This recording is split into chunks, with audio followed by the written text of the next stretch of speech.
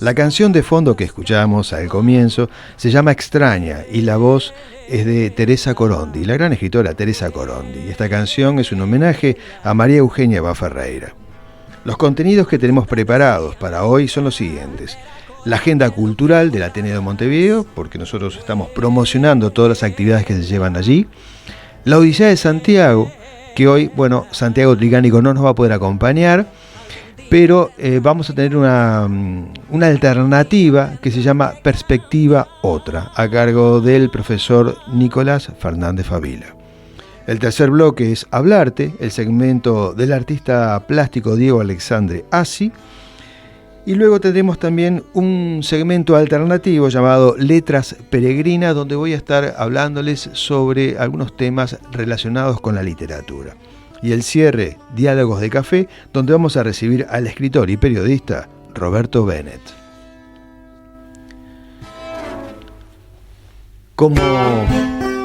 Seguimos un poquito más, Esther. Como todos los programas tienen el estado del tiempo, nosotros vamos a incluir nuestro estado del tiempo. Así que para hoy viernes, o lo que queda del viernes, el pronóstico es el siguiente, para todo el territorio de la República Oriental del Uruguay. Para las sucesivas horas, el cielo nocturno brillará con las estrellas más bellas que hoy se podrán observar en la cúspide de nuestros sueños, y la temperatura se encontrará estable y en equilibrio para que puedas armonizar con nuestro programa, porque la temperatura está allí en tu corazón y porque el clima siempre lo pones vos. De otra manera, llueva o truene, siempre hay que tener una actitud positiva ante la vida. Sonríes a la ignorancia cuando te decían. Bien, abrimos ahora el primer segmento con la agenda cultural del Ateneo. Les recuerdo que comienza el taller de reciclaje que se brinda todos los viernes a partir de las 14:30, con técnicas en laca, con decoración en macetas y también con la utilización de todos aquellos materiales que uno siempre tiene en la casa y no sabe para qué los tiene o están a punto de tirarlos. Y antes de contaminar, mejor reutilizarlos, y para esto el Ateneo tiene este taller de reciclaje. Vuelve, como el año pasado, un evento que tuvo una gran repercusión. Esta oportunidad se va a llevar a cabo entre el 11 y el 12 de mayo. Es el evento ToysCon, que el año pasado concurrieron al Ateneo más de 1.500 personas. El evento se inició hace como 4 años y se trata de una exhibición de maquetas y modelos a escala de vehículos coleccionables, donde también se fue incorporando muestras de fotografía. Incluso este año vienen bandas en vivo. Va a haber un show con música que va a centrarse en las películas y seriales que todos conocemos relacionadas a los cómics. Incluso los músicos van a estar caracterizados a los personajes de estas series, así que a no perdérselo, 11 y 12 de mayo. También comenzaron las clases de francés, o sea que si quieres aprender francés, no tenés más que acercarte al Ateneo y ahí sí te encontrás con el profesor y el diplomático, además, Javier Volonté. Si querés contactarlo antes, anotá el teléfono 2908-0535. La agrupación Gergu también se reúne los jueves y allí se discuten todos los temas relacionados a las salidas de campo que ellos realizan por todo el país, porque Gergu es el grupo de estudios y de reconocimiento geográfico del Uruguay. La entrada es libre y ellos se reúnen a las 19 horas.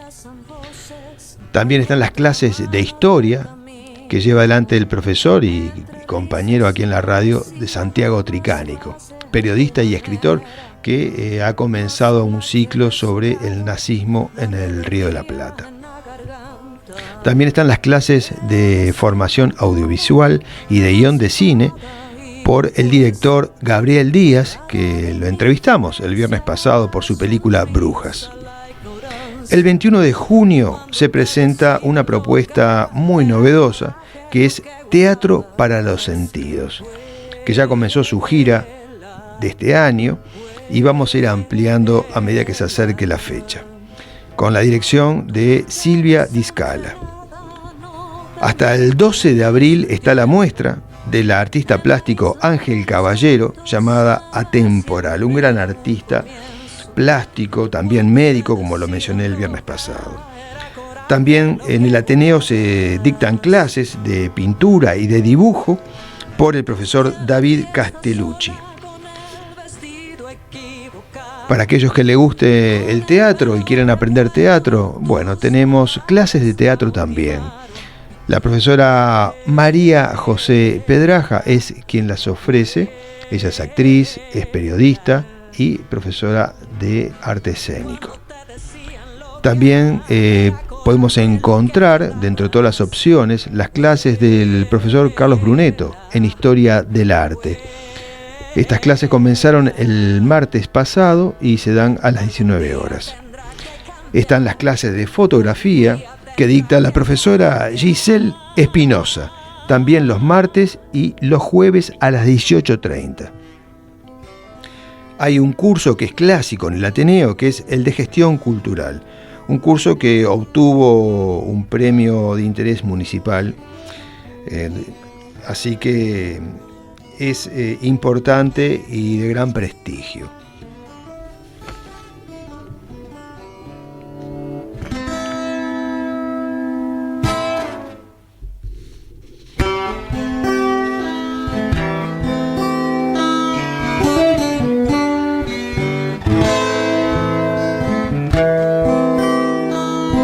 Que va a sustituir la Odisea de Santiago por hoy, que le hemos llamado Perspectiva Otra, y quien nos va a hablar es el profesor de Sociología Nicolás Fernández Favila, que va a referir sobre el pensamiento, yo diría que profundo, centrado en cuestiones de actualidad, pero él lo va a explicar. Así que adelante, Nicolás. Hola, ¿cómo están? Bueno, gracias Daniel por la invitación, un gusto estar con ustedes. Bueno, hoy vamos a estar hablando un poco de la razón de ser de este espacio, ¿no? Comentarles que bueno, vamos a estar abordando temas de la actualidad, pero que lo haremos desde la perspectiva y las posibilidades que nos ofrece la sociología y ciencias afines, y también siempre habilitando la problematización crítico-filosófica, porque nuestro objetivo es desarrollar el pensamiento profundo sobre estas cuestiones. Quizá por ser este el primer programa o bien por necesidad de cimentar las bases para trabajar de la manera que hemos postulado, vamos a decir que en este espacio vamos a atender, ¿no?, temas de relevancia contemporánea que puede ser comprendido y por lo tanto construido desde las ciencias sociales como una problemática. Sobre esto último debe tenerse en cuenta algunas consideraciones sobre a lo que nos referimos como problemática y de por qué amerita tratarlas, pero también sobre el porqué detrás de la noción de construirlas. Siempre se considera en las ciencias sociales y humanas como problemático aquello que se quiere conocer, porque en nuestro primer intento lo primero que encontramos es un saber previo que orbita el asunto que nos interesa. Según Pierre Bourdieu, en la obra El oficio del sociólogo, es necesario hacer frente a ciertos obstáculos que nos dificultan comprender los asuntos de actualidad, ya sea a pequeña o a gran escala, las cosas que son parte de la vida cotidiana o los eventos que impactan en lo sociopolítico e histórico con alcance global.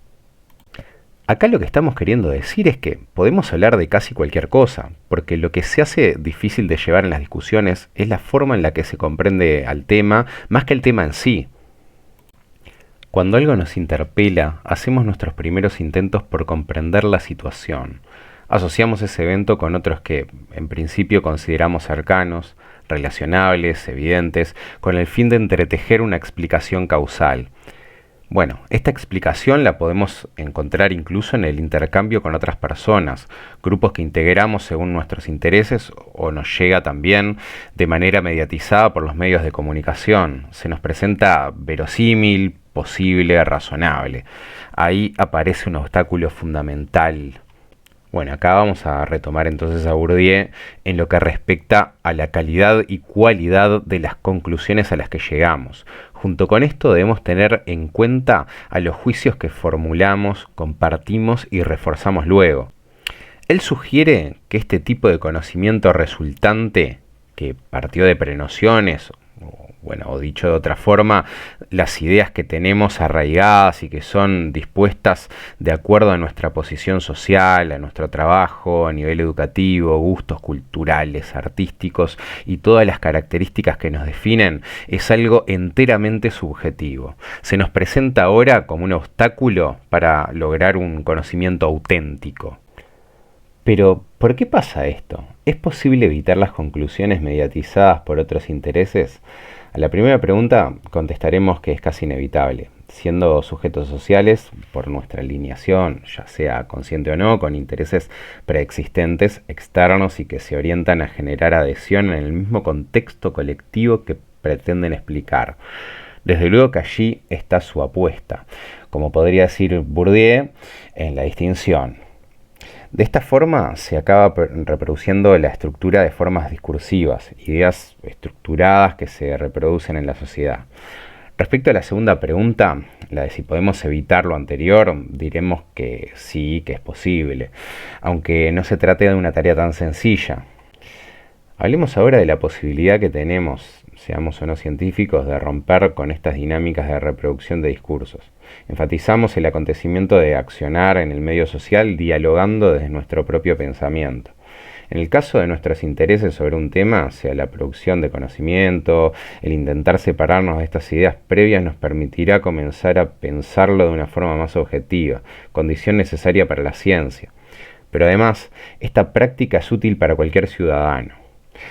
Tanto el discurso científico, el que viene del ámbito académico, o ya sea el que se plantea en otros espacios sociales, colectivos, puede esgrimirse como práctica de libertad en el sentido que lo entiende la filósofa Hannah Arendt. Ella dice que no se es libre hasta que esta relación entra en juego en el tejido democrático. Por supuesto hablamos de las relaciones sociales. De esta relación, lo que tenemos que decir es que cuando se atiende a la libertad como práctica, esta solo se significa en cuanto a las posibilidades respecto a los otros, ya sean personas o colectivos. Ahora, a efectos de abordar en concreto cómo llevar adelante este ejercicio de ruptura, de libertad en la práctica del habla y, por supuesto, también del pensamiento, hay que tener en cuenta a nuestro autor de cabecera. Dice Bourdieu que la influencia de las nociones comunes es tan fuerte que todas las técnicas de objetivación deben ser aplicadas para realizar efectivamente una ruptura. Así los resultados de la mediación con los diferentes métodos, fuentes fiables y datos estadísticos pueden por lo menos tener la virtud negativa de desconcertar las primeras impresiones. Lo que se trae aquí no es nada fácil. La ruptura implica, como hemos visto, todo un trabajo sobre uno mismo antes que sobre el tema que se quiera abordar. Sea para dialogar, estudiar, conocer. Se trata de la apropiación del conocimiento con el fin de ponerlo en juego. Pero ahora vamos a ocuparnos de la cuestión desde la propiedad que amerita, ya que hubo una apropiación, justamente. Lo contrario sería ser apropiados nosotros en tanto actores sociales. Entonces, para resolverlo, se hace necesaria una disposición de partida, para comenzar dudando de lo que se sabe de un asunto o acontecimiento que se pueda dar en el espacio colectivo. Posteriormente se puede atender a relacionar con qué funciona él o los discursos que son orbitantes al hecho. Esto, como diría el postestructuralista Jacques Deleuze. Pudiendo alcanzar lo anterior, ya tenemos las condiciones de posibilidad para buscar la ruptura de la que estábamos hablando. Es en concreto tomar distancia de los discursos preexistentes, buscar datos, estadísticas e investigaciones realizadas con el fin de contrastarlos con lo que se cree saber. En este caso, preparamos el terreno para poder aprender al acontecimiento de nuevo. Se nos presenta ahora como una novedad posible, la cual amerita ser enunciada a modo de problemática. Esto se hace para reforzar la transición del objeto definido previamente de manera precientífica a objeto susceptible de ser abarcado, problematizado y reconocido desde otras coordenadas. Finalmente, en caso de que surja la pregunta sobre la necesidad de tomarse tantas molestias, Bueno, vamos a responder desde acá que sí. Recordaremos que, como decía Foucault, el poder, en este caso para definir en el plano de la acción, en el momento, sobre aquellos asuntos que nos interpelan como parte de un todo complejo, se distribuye entre todos. Tenemos una responsabilidad con ello. Nos vamos a quedar con esto.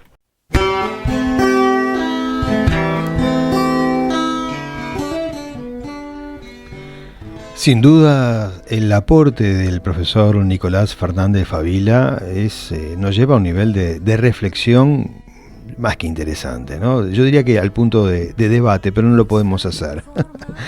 Porque nos ayuda a entender el comportamiento social bajo un enfoque diferente. Entre risas y poesía dabas clases a tu manera, más sola que desolada, la rebeldía en la garganta. Te veo desencantada. Bien, a continuación vamos a conversar un poco sobre algunos aspectos literarios referidos a los escritores. Hay un miedo allí permanente para muchos autores, que es el miedo a copiar otra idea. Esto es real, ¿no? ¿Y qué sucede con esto? Como decía, hay escritores que no quieren incluso leer para no trasladar su idea o lo que creen que es una idea original a un proyecto y encontrarse con que esa idea ya había sido publicada antes. Cierto, aunque no lo puedan creer, pero este miedo, según yo entiendo, es un error porque hace que... ¿Cómo decirles? Porque hay personas que han dejado hasta de leer por este miedo que no tiene nada que ver. Por ejemplo, historias como la de Romeo y Julieta fueron escritas antes de la obra de Shakespeare y después. Por ejemplo, yo estoy viendo una serie de esas que uno se pone a ver en las plataformas digitales cuando ya es el último momento del día y se quiere desenchufar de todo. Y bueno, sin temor a espolear la serie, pues está buena la serie, se llama El Turista. En la segunda temporada, ¿con qué me encuentro? Me encuentro con que lo que está pasando no es nada más ni nada menos que el problema de Romeo y Julieta. O sea, dos familias enfrentadas que no han logrado resolver sus problemas y bueno, eso desencadena todo tipo de situaciones hostiles, ¿no? Tal cual pasaba en la obra de Shakespeare. ¿Pero por qué pasa esto? Bueno, porque son temas comunes a todos los humanos, con distintas características según las regiones, las épocas, pero una historia de amor con la oposición de las respectivas familias es algo que siempre va a ocurrir, siempre ocurrió y va a seguir ocurriendo. La diferencia será en cómo vamos a contar esa historia. El primer tema a tener en cuenta es de qué se va a tratar una historia. Entonces puede ser la guerra, el amor, los viajes, sean viajes exteriores, ¿no? O viajes interiores del ser humano, de invasiones extraterrestres, de asesinatos. O sea, nosotros tenemos que preguntarnos de qué va a tratar la historia. Porque todos estos temas que yo mencioné son temas comunes, son la base, yo diría, de una pirámide al revés, ¿no? El asunto es que cuando queremos ser específicos, y ahí es donde nos dirigimos al vértice de esa pirámide invertida que ustedes se tienen que imaginar. Y allí es donde cambia todo, es donde tenemos que poner atención. Por ejemplo, la lucha entre el bien y el mal es un conflicto que siempre ha existido y va a seguir sucediendo y los escritores van a seguir escribiendo sobre eso siempre, bajo distintos enfoques, ¿no? El conflicto entre protagonistas que están en guerra, entre dos países enfrentados, bueno, es algo también muy común. Ambos ejemplos son problemas que los vemos siempre, son cotidianos. En teoría, serán historias diferentes a otras, pero el tema es lo específico. Entonces volvamos a imaginar eso que les decía recién, una pirámide invertida.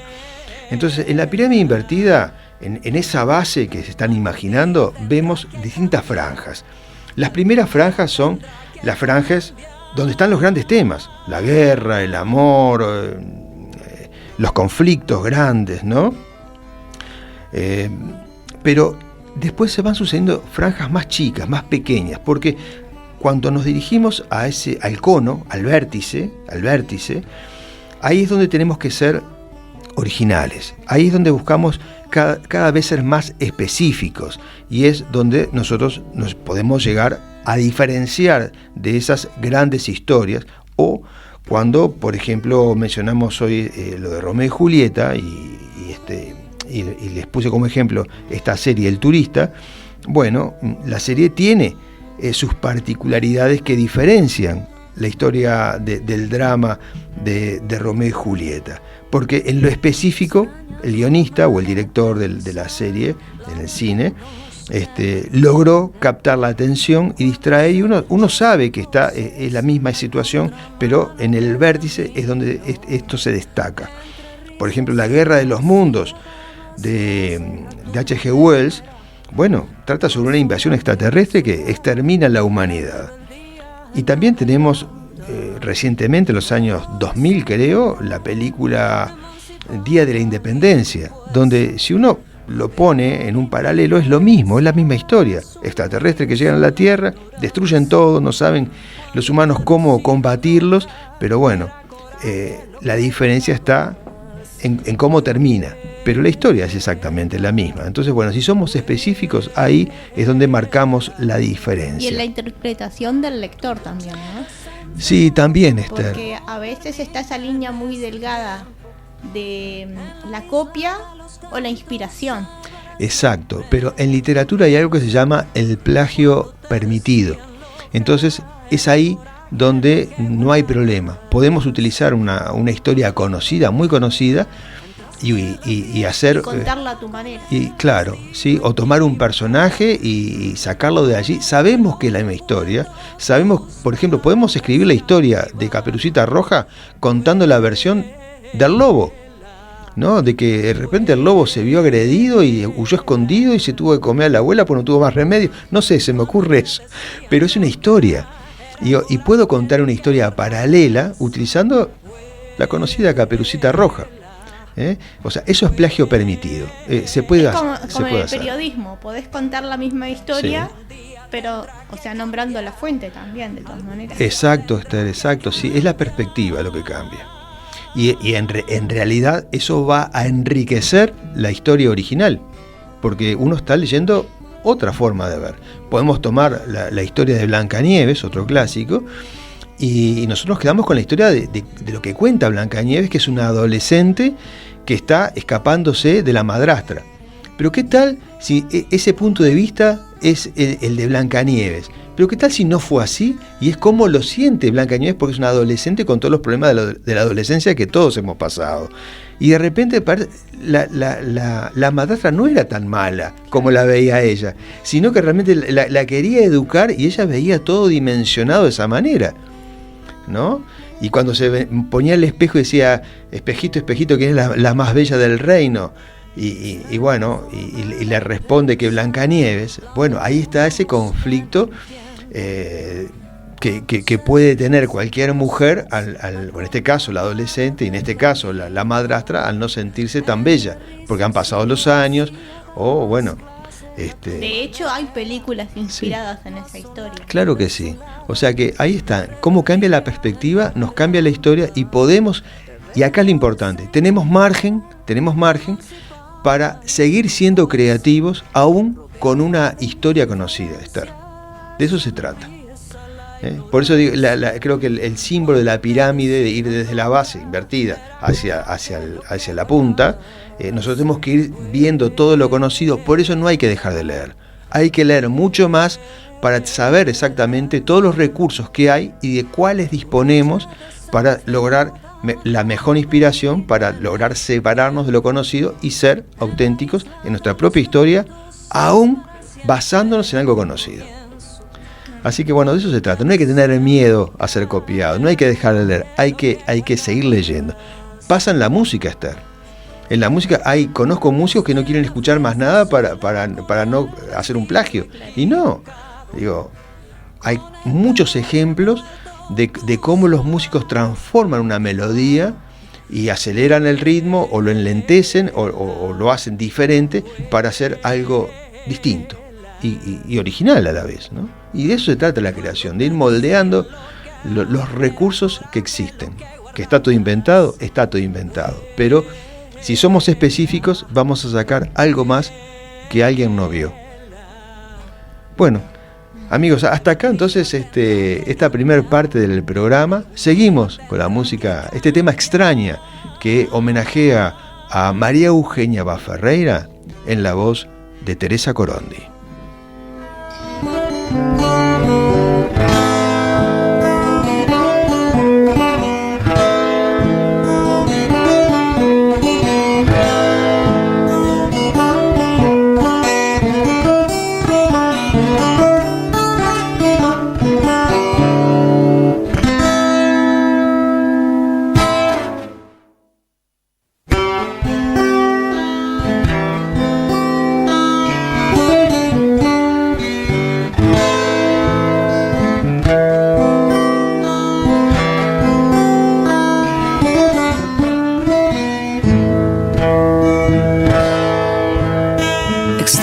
Forma de pensar, la de algunos que no entienden cuando se rechazan voces a contramano del camino.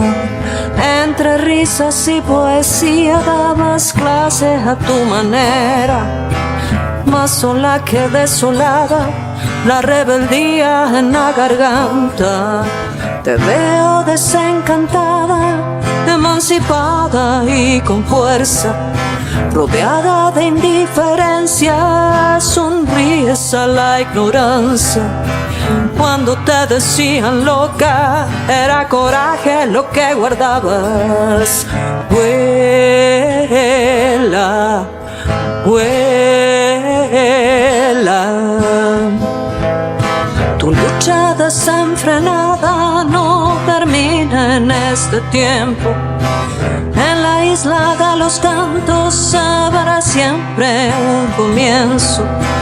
Cuando te decían loca, era coraje lo que guardabas. Entraste a la fiesta sola con el vestido equivocado.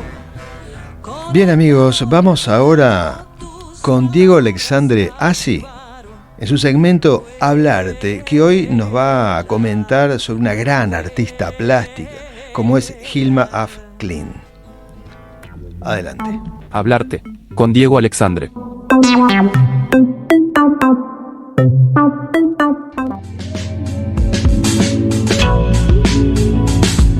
Hola, qué alegría de estar nuevamente en este segundo programa de Radio Ateneo junto a Daniel, junto a Santiago, y en esta sección que hemos llamado Hablarte. Y Hablarte, decíamos la semana pasada que va a ser un ciclo de esta sección que va a hablar de artistas, de pintores y de movimientos artísticos, y quizás, como decíamos la semana pasada, de alguna pintura en específico, pero habíamos decidido empezar por esos artistas que a juicio personal no son los más difundidos ni los más conocidos. En este caso, la semana pasada habíamos hablado de Georgiana Houghton, una artista británica de mediados del siglo XIX y que encontraron sus pinturas a fines del siglo XX y principios del XXI, generando la controversia de que aparentemente, si ella era la que pintó esa obra, que obviamente lo fue fue la creadora del arte abstracto y no como se le ha adjudicado a Kandinsky, entre otros. Pero entonces, para redoblar la apuesta, dijimos, bueno, entonces sigamos hablando de un artista que hasta que no se encontró a Georgiana Hampton se decía que fue la real creadora del arte abstracto, y estamos hablando de Hilma af Klint. Entonces vamos a hablar un poco de ella, contando también alguna que otra anécdota. Comenzamos. En el verano de 1986, un agricultor sueco recuperó la posesión de su casa de campo, abandonada por el último inquilino que la alquiló. En el sótano, junto a la casa, encontró cubierto de polvo de años enormes cajas de madera. Comenta que cuando las abrió quedó aturdido. Había 1200 pinturas, algunas muy grandes, con figuras geométricas de colores intensos. Llamó a un vecino que supuestamente estaba más educado e informado, pero ni siquiera entendía de esa manera lo que acababa de descubrir. Se suponía que las pinturas formarían un gran escenario o que eran mercancía de contrabando. El vecino pensó que llamaría a un amigo que trabajaba en un museo y preguntarle si las pinturas tenían una firma. Sí, contestó. En la esquina dice "Olvídate de Klimt". Algunos funcionarios y conocedores de este arte llegaron y se llevaron las cajas. Unas semanas después, el Museo de Arte de Estocolmo publicó un inusual descubrimiento. Fueron más de 1000 pinturas, dibujos y ensayos teóricos, una obra totalmente abstracta con formas geométricas de puro color y textura precisa, firmadas y fechadas en los últimos años del siglo XIX y principios del siglo XX. Lo inusual estaba en las fechas. Fueron pintadas antes de que Kandinsky, Malevich y Mondrian inventaran la pintura abstracta. Hilma estaba claramente adelantada a los tiempos. ¿Por qué nadie sabía sobre ella? ¿Por qué estaban escondidas las pinturas? Hilma af Klint nació en Estocolmo en 1862 y murió el 21 de octubre de 1944. Su padre era matemático y tenía una gran biblioteca donde la pequeña Hilma aprendió todo sobre geometría y arte. A los 20 años ingresó a la Academia Sueca de las Artes, una de las pocas escuelas que admitieron a mujeres, convirtiéndose en parte de la primera generación de pintoras europeas que montaron exposiciones y se ganaron la vida de su trabajo. Pintó retratos y paisajes realistas muy apreciados por sus clientes. Sus obras fueron dignas y bien hechas, pero con poco propósito. En esos años se inventaron los rayos X y se descubrieron ondas electromagnéticas que podían enviar información a través del aire y el vacío. Estos eventos abrieron un mundo a Hilma, quien llegó a la conclusión de que podrían existir mundos paralelos, mundos invisibles. Así se interesó en estas realidades alternativas para ella y diferentes niveles de percepción, porque en este momento las ciencias estaban interesadas en el espiritismo, o al menos tenían límites activos. Hilma comenzó a hacer sesiones espirituales, animadas por la posibilidad de comunicarse con sus hermanas más queridas que murieron prematuramente. No podía comunicarse con su hermana, pero formó un club con otras 5 mujeres. Se reunían todos los viernes y convocaban espíritus y tenían sesiones de pintura y poesía automática. El grupo de mujeres era llamado Las 5. Ellas se dedicaban a estudiar la teosofía, el ocultismo y las prácticas espirituales. A medida que avanzaba en su carrera, Klint experimentaba con formas y colores abstractos, explorando la conexión entre el arte y lo espiritual. En 1906 comenzó a producir una serie de pinturas conocidas como las pinturas para el templo, que consistían en obras abstractas, enormes y coloridas, que según ella estaban destinadas a un templo espiritual que aún no se había construido. Hilma comenzó a crear pinturas raras, con manchas al azar, fingiendo dejar ir otras energías. Luego fue a ordenar ese caos basado en las estructuras geométricas de la naturaleza que conocía bien desde pequeña. Le gustó tanto que dejó de lado sus paisajes y retratos anteriores. Sin embargo, temiendo por su reputación como pintora de retratos y por su solvencia económica, tomó la desconcertante decisión de llevar una doble vida. Pasó algunos días pintando sus encargos y otros encerrándose en su casa de campo para desatar una pasión creativa que mantuvo en secreto. Siguió así durante varios años y al día que escribió su testamento indicó a su nieto Erik como único heredero, siempre y cuando guardara sus pinturas en cajas de madera que solo pudieran abrirse 20 años después de su muerte. ¿Por qué decidió esto? Tal vez consideró que sus pinturas fueran una visión personal muy íntima y sincera. Quizás pensó que su trabajo estaba completamente fuera de las reglas académicas y que hacerlo público pondría fin a su exitosa carrera. O tal vez era tan arrogante que el mundo no estaba listo para ver su obra. Hilma no explicó nada. la vida decidió lo contrario. Su nieto dejó este mundo antes de la fecha de la revelación y las pinturas permanecieron ocultas muchos años más de lo que Hilma quería, hasta 1986, cuando, como decíamos, el granjero sueco las descubrió en su sótano. En los años 80 ya estaba plenamente establecida la vanguardia de principios del siglo. El arte siguió su propio camino, más diferente que nunca. Y en medio de todo este rumor, Hilma af Klint volvió del inframundo para tomar su lugar como la verdadera madre de todos los aventureros de la abstracción. Una de las anécdotas más fascinantes sobre Hilma af Klint es cómo llegó a crear su serie de obras conocidas, y hacíamos referencia anteriormente, como las pinturas para el templo. Se dice que en 1904 Hilma experimentó una especie de revelación espiritual durante una sesión de espiritismo con las 5, el grupo famoso de mujeres que ella integraba. Compartían intereses espirituales, además, y debemos recordar, y ocultos. Después de esa experiencia, afirmó haber recibido un mensaje de seres espirituales superiores que la instaban a crear una serie de pinturas que servirían para un templo espiritual aún por construirse. Esta revelación la llevó a producir las obras abstractas y simbólicas que conforman su serie más icónica. Decíamos que Hilma af Klint produjo una cantidad significativa de obras a lo largo de su vida, mantuvo gran parte de su trabajo en secreto y lejos del ojo público. En su testamento hacíamos referencia de construcciones específicas de que su obra abstracta no fuera mostrada al público hasta al menos 20 años después de su muerte, cosa que al final no fue y fue mucho más tiempo. Y quizás debido a la naturaleza provocadora y espiritual de sus pinturas, esta decisión peculiar añade un aire de misterio e intriga a su legado artístico y plantea preguntarse sobre sus motivaciones y creencias personales.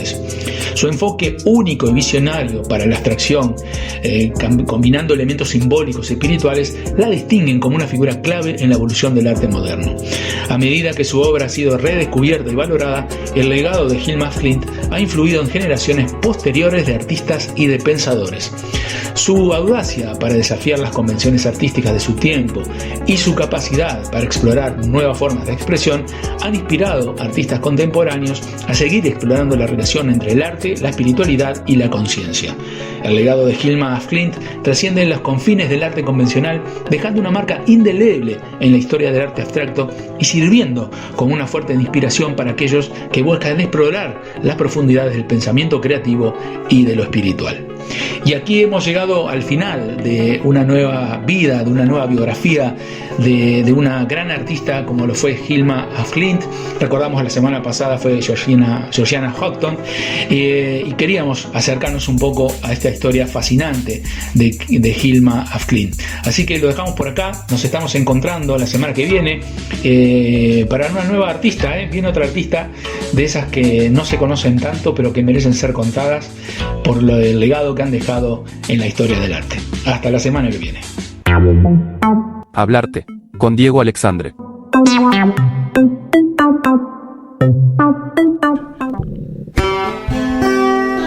Bueno, como siempre, muy interesante lo que nos cuenta Diego en esta oportunidad con Hilma af Klint, que para mí es una historia que nos enseña sobre la paciencia, sobre el compromiso, sobre el desapego, porque la verdad que sí, que haber sido un artista como fue y que estuviera por fuera de todo lo que era el movimiento artístico de la época, estamos hablando de 1906.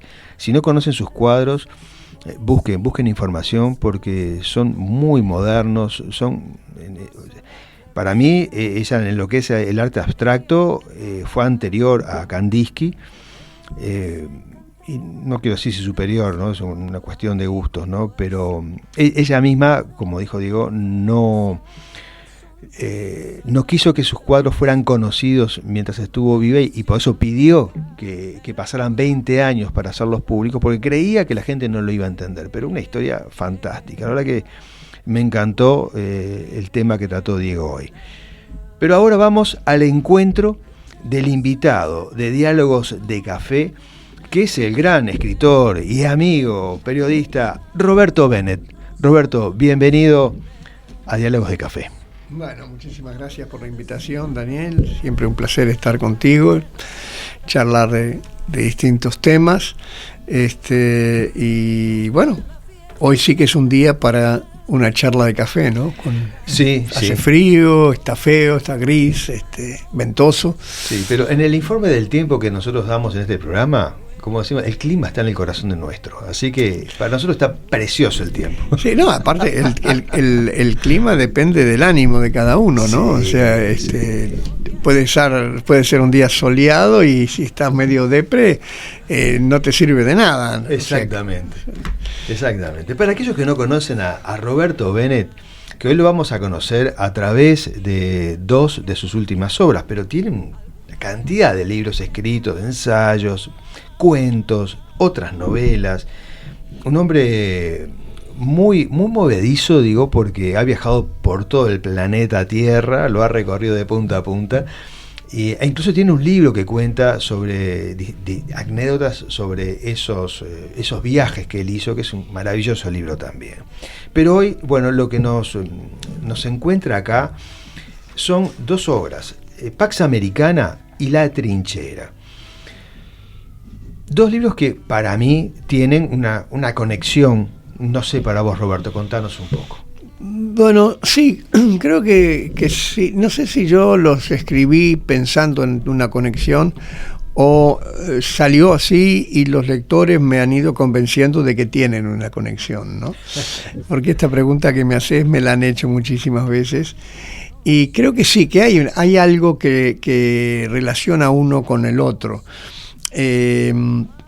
Hay una presencia de lo que es los tiempos actuales, lo que es la guerra, lo que es los deseos imperiales de algunas naciones y cómo afectan al ciudadano. O sea, más que dedicarme a escribir sobre los emperadores, me gusta más escribir sobre el pueblo que vive bajo un emperador, y digo emperador en el sentido literario, pero también en el sentido, digamos, simbólico, exactamente, sobre todo en el primero de los 2 libros que traje hoy, que es Pax Americana. Sin duda el presidente de los Estados Unidos de América y sobre todo Donald Trump, que era el presidente en el momento en que escribí ese libro, actuaba y sigue actuando en cierta forma como un emperador, ¿no? Más que un presidente democrático electo por el pueblo. Y quizá vuelva. Y las posibilidades están. Si no lo meten preso, que va a estar difícil, pero que es el intento que está realizando el Partido Demócrata, yo no sé si Biden le gana a Trump, honestamente. Además, es una situación muy complicada porque la verdad que hay poco donde elegir, ¿no? Para el pueblo norteamericano. Elegir un presidente que está muy, muy avejentado, deteriorado, y otro que tiene unos delirios de grandeza, que miente, que hace trampas, etcétera, etcétera, etcétera, ¿no? Que ya sabemos cuál es la personalidad de Trump, pero que tiene un respaldo popular muy significativo. Sí, en todo esto lo que está en juego son las decisiones que puedan tomar cualquiera de los dos en un escenario futuro, en un país, en un mundo que está realmente a punto de caramelo, ¿no? Sí, está muy convulsionado, sin duda. Un mundo falto de líderes dignos de ser nombrados como tales, Es increíble la pobreza que hay en lo que tiene que ver con personajes políticos en todo el mundo en este momento. Sí, muchas veces hablamos de decadencia cultural, pero también hay una decadencia quizá en el mundo de la política a nivel general, ¿no? Lo que pasa es que los cambios que están sucediéndose uno tras otro a una velocidad vertiginosamente, se nos están viniendo encima. Las redes sociales han cambiado todo del juego, sí. Y luego ahora la inteligencia artificial, entonces es todo lo que nos está sacudiendo, que está sacudiendo a la política y a los políticos y los descoloca. Pero también hay una pobreza intelectual. Yo noto una pobreza intelectual sobre todo en los países poderosos. Quiero creer que son ciclos, quiero creer que son ciclos, porque hay una similitud con lo que sucedía, digamos, entre la Primera y la Segunda Guerra Mundial, sobre todo en Europa, ¿no? Uh-huh. Hay una similitud, incluso Estados Unidos, o sea, hasta que viene Franklin Delano Roosevelt, los presidentes americanos en ese periodo dejaban mucho que desear, y ahora se vuelve a repetir un poco eso, porque ¿cuáles son las diferencias más grandes que hay? Por ejemplo, en el Reino Unido tenemos a un señor que viene de familia asiática, india, tenemos presidentes que están con un pie dentro y un pie fuera permanentemente, como Sánchez en España, presidentes presidenta que como Meloni, ¿no? La italiana, que es tiene discursos que hacen recordar a Mussolini. Tenemos un canciller alemán que no le llega ni a la suela de los zapatos a lo que era Angela Merkel. Entonces, Macron está un día bien y otro día mete la pata. O sea que hay todo un desajuste. Está confuso. Está muy confuso. Y en Estados Unidos hay una grieta. Hablando de la palabra de moda, sí, que ya me tiene un poco harto, pero es verdad, existe la grieta aquí, en nuestro país está creciendo, en Argentina indudablemente existe, y en Estados Unidos se demostró que existe. Y son dos formas de ver el país, la política y el futuro del país. Uno es mirar hacia adentro totalmente, y sobre todo en lo que tiene que ver con la forma de sentir y pensar de la clase obrera y la clase, los agricultores, que es el respaldo que tiene Trump, con fuertes rasgos xenófobos. Y luego tenés un Biden que intenta que Estados Unidos sea un poco el líder de una parte del mundo y que contemple distintas posibilidades democráticas que existen hoy en el planeta. O sea, una visión más universal, una visión más abierta y una visión insular, cerrada a cal y canto, que es Trump. O sea, son dos opciones, ¿no? Sí. Y Roberto, este libro Pax Americana, que refleja, como dice acá la contratapa, 8 estampas de la sociedad estadounidense, tratando sus virtudes y defectos, bondades, fobias, contradicciones, ingenuidades y hasta violencia desmedida. Las historias de Pax Americana están girando en torno al conflicto de Vietnam. Bueno, sí, algunas. Sí, hay otras que tratan de conflictos pre-Vietnam y post-Vietnam. Y después de estas historias vino la Guerra Fría, ¿no? Uh-huh. Haciendo un poco de paralelismo entre las historias de este libro, que son muy interesantes y nos sitúan en esto que estamos hablando, ¿no? La Guerra Fría duró como 44 años. Y sí, hasta que cae el muro. Y o sea, hubo todo un proceso allí.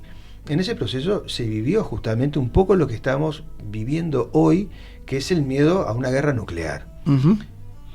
Te pregunto, Roberto, vos que te interesa mucho toda la historia, la macropolítica, y tus libros, tanto La Trinchera como Pax Americana, tienen historias de guerra, porque en La Trinchera cierra con la guerra del Verdún. Y hay otras historias que recogen las experiencias humanas después de la Segunda Guerra Mundial. Pero hoy, si nos paramos un poco en las experiencias de La Trinchera, de Pax Americana, ¿no? La Guerra Fría, ¿dónde estaremos? ¿Estamos viviendo lo mismo que se vivió en esos 40 y pico de años, o estamos en un lugar más delicado de la Guerra Fría? Bueno, hay dos respuestas a tu pregunta. Por un lado, estamos en un momento que es más delicado. ¿Y por qué digo eso? Porque hay más países con armas nucleares que cuando se inicia la Guerra Fría, a principios de los 50, década de los 50, final de los 40. Ahí estaba Estados Unidos, estaba Rusia, estaba Inglaterra a punto de tener la bomba, los franceses estaban a punto de tener la bomba, pero eran 4 o 5, era un club. Por lo tanto, era más fácil llegar a un acuerdo entre ellos.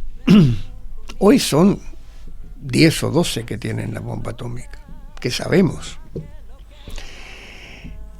Entre esos hay algunos loquitos, hay algunos inconscientes que no sabes si no en un momento de furia o viendo amenazado su poder apretan el botón. Una vez que apretas el botón, no es lo mismo que en la época cuando termina la guerra o la Segunda Guerra Mundial, y de hecho, fíjate que la gente no se acuerda de la Guerra de Corea, pero la Guerra de Corea vino pocos años después del final de la Segunda Guerra Mundial. La Segunda Guerra Mundial termina en agosto del 45 y ya en el 49 estaban, o sea, son poquitos años, ¿no?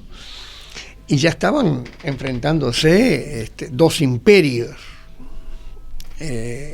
uno naciente, que era China, bajo Mao, y el otro que era Estados Unidos. Ahí, por suerte, Truman, que había alargado las primeras 2 bombas atómicas, lo frenó a MacArthur, al general que tenía él a cargo en Corea del Sur, que quería usar las bombas atómicas para derrotar a China y terminar con Corea del Norte. Y bueno, esa estrategia que quería aplicar MacArthur le costó el puesto, porque Truman dijo, tráiganmelo de vuelta para Washington y le quito el mando, porque es un loco.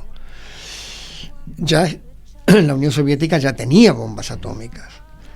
Hoy en día estamos en una situación en la cual nadie sabe muy bien hasta qué punto Putin se hace el loco o está loco. Lo que sí es cierto es que Putin sabe lo que quiere y Occidente no sabe lo que quiere.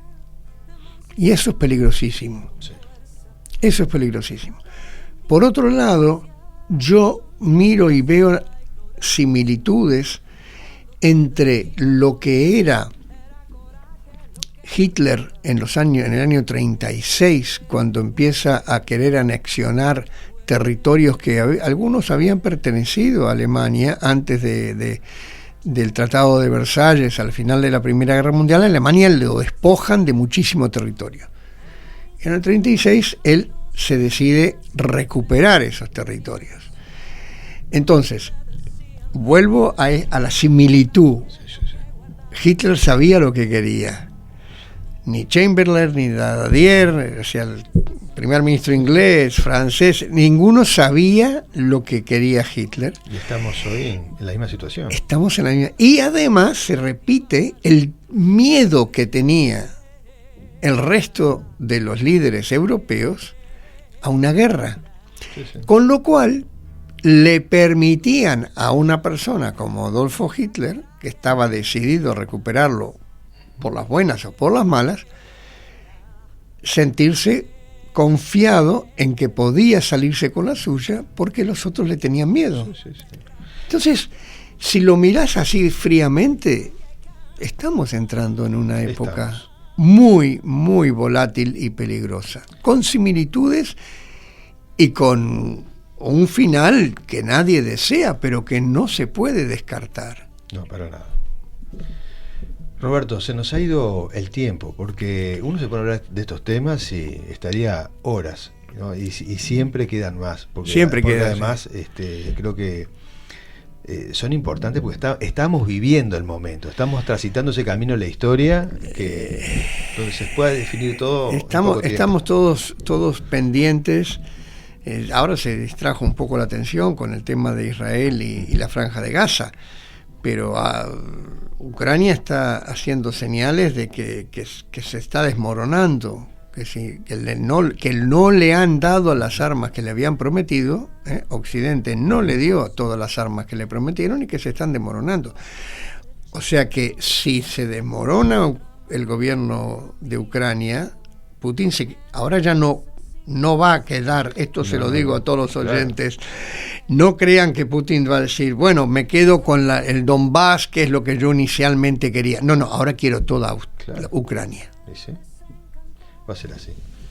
Llegamos al final.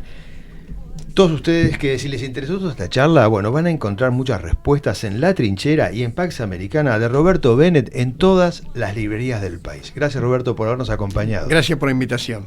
Chau, nos vemos el próximo viernes. Vuela, vuela. Tu lucha desenfrenada no termina en este tiempo. En la isla de los cantos habrá siempre un comienzo. Cuando te decían loca, era coraje lo que guardabas.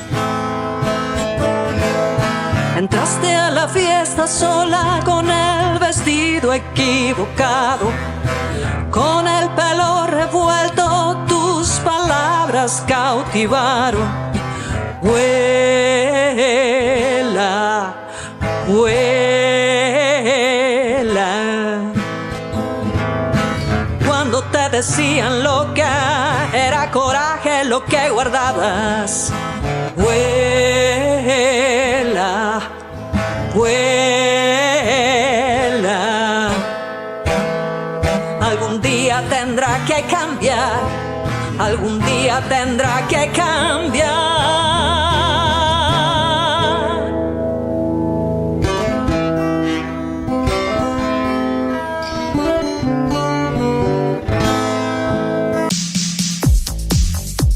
88.7 transmite FM Ciudadela, arde la ciudad.